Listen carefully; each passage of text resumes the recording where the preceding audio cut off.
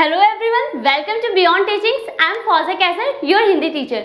तो आज हम पढ़ने वाले हैं क्लास 8 की हिंदी व्याकरण और आज का हमारा विषय होने वाला है भाषा। तो भाषा हम सब जानते हैं कि भाषा होता क्या है। तो चलिए आज सबसे पहले बात करते हैं इस पे कि भाषा आखिर है क्या। जैसे अभी मैं बोल रही हूँ तो मैं कैसे बोल रही हूँ, मैं जो बोल रही हूँ हिंदी में बोल रही हूँ, ठीक है। तो आपको क्या है कि ये हिंदी भाषा जो है ये आपको आती है, जिसके वजह से आप समझ पा रहे हो कि मैं क्या बोल रही हूँ, ठीक है। तो भाषा में हम सबसे पहले आप देखेंगे ये कि हमें क्या क्या पढ़ना है। तो सबसे पहले आज का हमारा टॉपिक होगा कि भाषा किसे कहते हैं। तो कोई भी चीज़ पढ़ने से पहले हमें उसे जानना चाहिए कि भाषा आखिर है क्या, वो उसे किसे कहते हैं, वो किस धातु से बना है, उसके नाम कैसे आया है। तो ये सारी चीज़ हम भाषा में पढ़ेंगे। उसके बाद है भाषा के कितने प्रकार होते हैं। जब हम जान जाएंगे कि भाषा क्या है तो फिर उसके बाद आएगा भाषा के प्रकार। फिर उसके बाद हमारा तीसरा टॉपिक है बोली किसे कहते हैं। तो ये जो बोली है ना, बोली और भाषा में बहुत लोग बहुत ज़्यादा कंफ्यूज होते हैं। कैसे? वो कहते हैं कि बोली भी तो वही होती है जो हम बोलते हैं, भाषा भी वही होती है, लेकिन नहीं, बोली और भाषा दोनों अलग अलग है, ठीक है। अब वो अलग कैसे है, इन दोनों के बीच क्या अंतर है, वो भी हम देखेंगे। उसके बाद आएगा हमारा बोली को कितने वर्गों में बांटा गया है। जब आप पढ़ोगे बोली क्या है फिर देखेंगे ना हम कि बोली को कितने वर्गों में बांटा गया है, उसके कौन कौन से वर्ग हैं। उसके बाद हम क्या देखेंगे कि लिपि किसे कहते हैं। तो लिपि आप एग्जाम्स में लिखते होगे तो आपका आता होगा, लिपि मतलब स्क्रिप्ट कौन सा है, आप क्या लिखते हो। अगर हिंदी में लिख रहे हो आप तो आप उसमें देवनागरी लिखते हो, है ना। तो अगर आप इंग्लिश लिख रहे हो, इंग्लिश में लिखते हो पेपर, तो उसमें क्या लिखते हैं हम, रोमन लिखते हैं। तो उसके बाद हम देखेंगे कि लिपि हम किसे कहते हैं। उसके बाद आएगा हमारा व्याकरण किसे कहते हैं। अब जब हम पढ़ लेंगे कि भाषा क्या है, भाषा के कितने प्रकार है, बोली क्या है, बोली को कितने वर्गों में बांटा गया है, फिर उसके बाद हम पढ़ लिए जब लिपि क्या है, तब हम उसके बाद पढ़ेंगे कि व्याकरण है क्या। उसके बाद हम देखेंगे व्याकरण को कितने भागों में बांटा गया है, उसको भी बांटा गया है, ठीक है।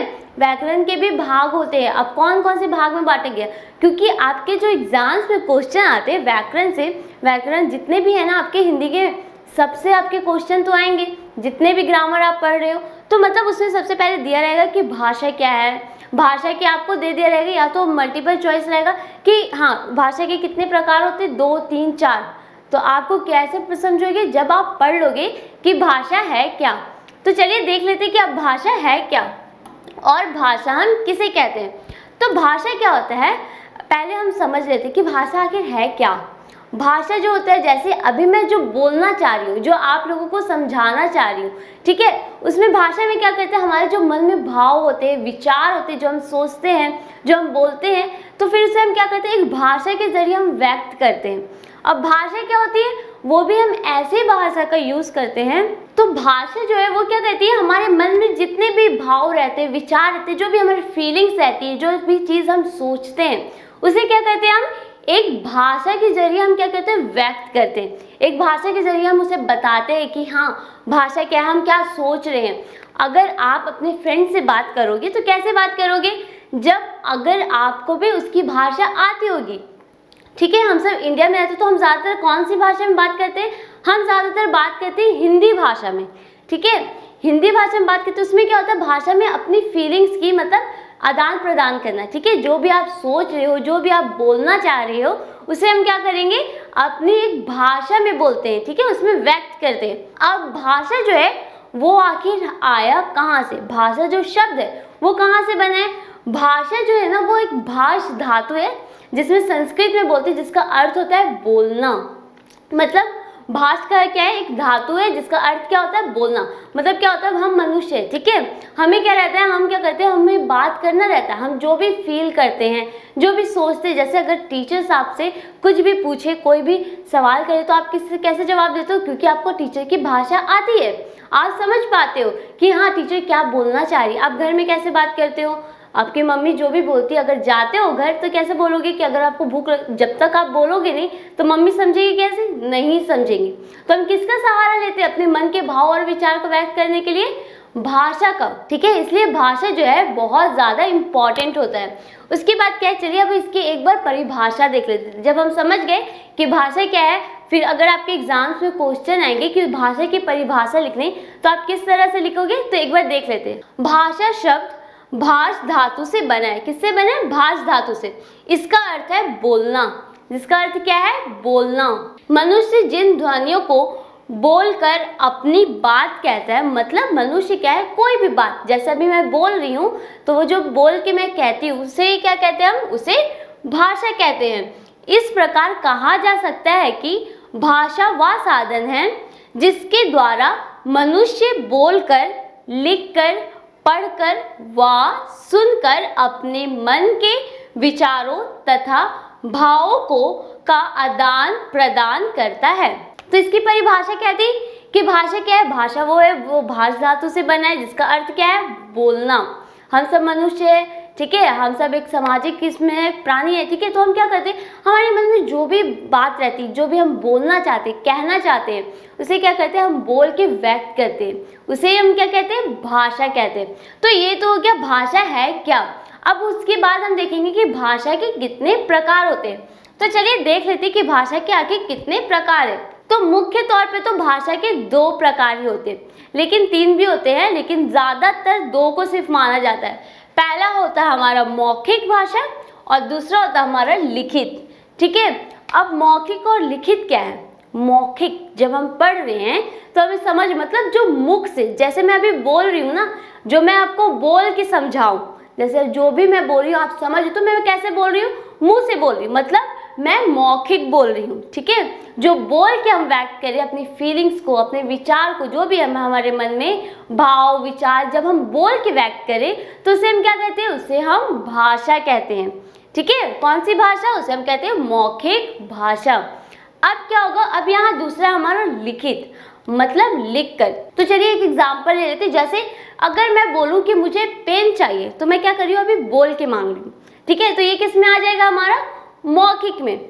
लेकिन आप इमेजिन करिए कि आप क्लासरूम में बैठे हो, ठीक है, आप पेन लाना भूल गए या फिर आपकी पेन नहीं मिल रही है, तो आप कैसे करोगे? अपने फ्रेंड्स को, क्लास में टीचर है, आप बात भी नहीं कर सकते हो, तो ज़्यादातर क्या करते हैं, हम एक पेपर में पीछे में लिख कर हम दे देते हैं ना कि मुझे पेन चाहिए।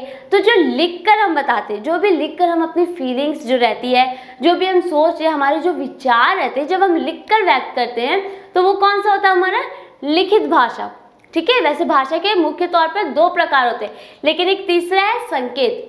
अगर मुझे पेन चाहिए तो मैं सिर्फ अगर ऐसे लिखने का इशारा करूं तो आप समझ जाओगे कि हाँ मुझे पेन चाहिए। लेकिन ये भी तो हो सकता है ना कि मैं पेंसिल मांग रही हूँ आपसे। हाँ, लिखने के ऐसे तरीके हैं तो मैं बता दूँ कि मुझे लिखने के लिए ही कुछ चाहिए, लेकिन आप तो ये कंफर्म नहीं कर पाओगे ना कि मुझे क्या चाहिए, मुझे पेन चाहिए या पेंसिल चाहिए। वैसे ही एक और उदाहरण लेते हैं। जैसे मान लीजिए कि कोई अगर आपका फ्रेंड बहुत ज़्यादा रो रहा है, ठीक है, रो रहा है वो, तो आप उसे देखकर सिर्फ इतना ही समझ पाओगे ना कि हाँ वो उदास है या इसलिए वो रो रहा है, लेकिन उसके रोने के पीछे कारण क्या है ये आप जान पाओगे? नहीं जान पाओगे। क्यों नहीं जान पाओगे? क्योंकि वो रो रहा है, सिर्फ आपको संकेत दे रहा है रोकर, ठीक है। आप सिर्फ उसके इशारों से समझ रहे हो कि हाँ वो दुखी है इसलिए वो रो रहा है। लेकिन अगर जब उसके रोने के पीछे कारण क्या, आप कैसे समझोगे? या तो अगर वो आपको बोल कर बताए, जब अगर वो आपको बोल के बताएगा कि हाँ इस कारण से वो गिर गया है, उसे चोट लग गई इसलिए रो रहा है, या फिर कोई और वजह है, तो हम कैसे समझेंगे? जब वो मुंह से बोलेगा। तो इसलिए 2 चीज़ इंपॉर्टेंट रखा गया है। एक मौखिक, जिसमें हम अपनी फीलिंग्स जो सोच है उसे हम क्लियर बता सकते हैं, ठीक है, एकदम साफ साफ बता सकते हैं कि हाँ हम ये सोच रहे हैं या फिर हम ये बोल रहे हैं। और दूसरा होता है हमारा लिखित, लिख कर भी हम बता सकते हैं। तो इसलिए भाषा को मुख्य तौर पर कितने भागों में बांटा गया है? 2 भागों में, ठीक है। पहला होता है हमारा मौखिक और दूसरा होता है हमारा लिखित। जब मैं बोल रही हूँ मौखिक, तो मौखिक से ही समझ जाते हैं, मतलब मुख से बोलना, ठीक है, और लिखित मतलब लिखकर। तो ये तो थे भाषा के प्रकार। भाषा क्या है, भाषा के कितने प्रकार होते हैं, तो ये हम जानेंगे। अब हम अपनी अगले आने वाली वीडियोस में देखेंगे कि बोली किसे कहते हैं, क्योंकि यहाँ सब लोग बहुत ज़्यादा कंफ्यूज होते हैं कि भाषा और बोली तो दोनों सेम है। बोली में भी तो हम बोलते हैं, भाषा में भी तो हम बोलते हैं, लेकिन नहीं, वो दोनों में डिफरेंसेस है, ठीक है। क्या है? तो ये हम अपनी अगले आने वाली वीडियोस में देखेंगे कि बोली किसे कहते हैं। और भाषा बोली में क्या अंतर है और बोली के कितने वर्गों में उसे भी बांटा गया है। ठीक है, कौन कौन से वर्गों में बांटा गया है ये हम अपनी अगले आने वाली वीडियोस में देखेंगे। तो आज का जो हमारा विषय था यही समाप्त होता है। Thanks for watching.